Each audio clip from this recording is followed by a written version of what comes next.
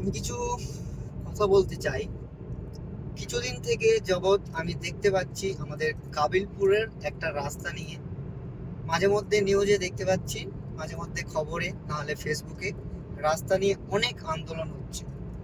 আমাদের মুর্শিদাবাদ সাগরদিঘি থানা একটা নাম আছে, এখানকার ভালো ভালো নেতা আছে, ভালো ভালো সব লোক পার্টি করে, অনেক কিছু তারা কি আছে।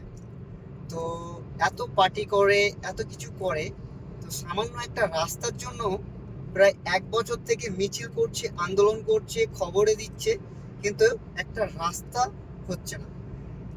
তো পার্টি করার সময় ভুল প্রতিশ্রুতি দেয় যে আমাকে এবার পাস করাও, আমি এই রাস্তা করে দেবো, তোমাদের জন্য কিছু করব। তো তারা প্রতিশ্রুতি দিচ্ছে, সে প্রতিশ্রুতিটা রাখছে না। কেন রাখছে না?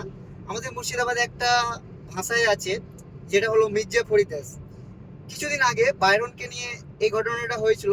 মির্জাফরি নিয়ে কিছু আলোড়ন সৃষ্টি হয়েছিল, কেন যে সে তৃণমূল থেকে কংগ্রেস থেকে তৃণমূলে চলে যায়।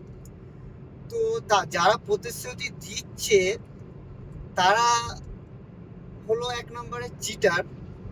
আর মেন ভোট ভোট যাকে নিয়ে যে ভোটটা করবে, যে যে পার্টির সঙ্গে যারা জনগণ, তারা হলো সবচাইতে বুড়বাক। আমাদের কাবিলপুর গ্রামের এত লোক, এত পাওয়ারফুল, পার্টি করে, অনেক কিছুই করে, অনেক দিন থেকেই এটা শুনে আসছি। বাট পার্টি করে, কিন্তু ভিতরে এটা জানে না যে তারা 1 কাপ চায়ে বিক্রি হয়ে যায়। যখন ভোটের সিজন আসে তখন কি হয়, 1 কাপ চা যদি কেউ ওকে খাইয়ে দেয়, তো সে পার্টির দিক থেকে কথা বলে।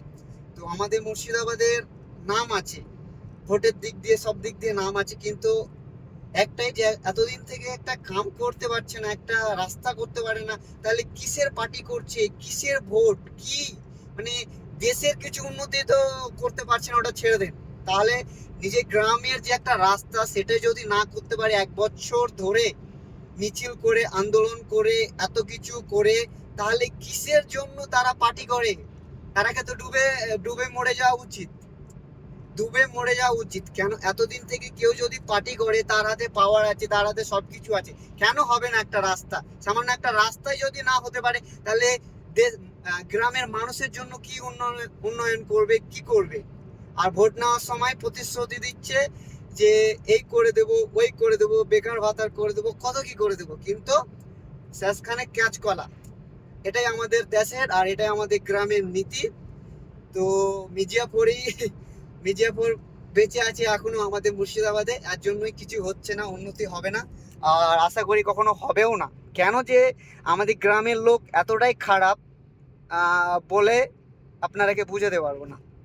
তো ভিডিওটা খালি কাবিলপুরবাসীর জন্য করা।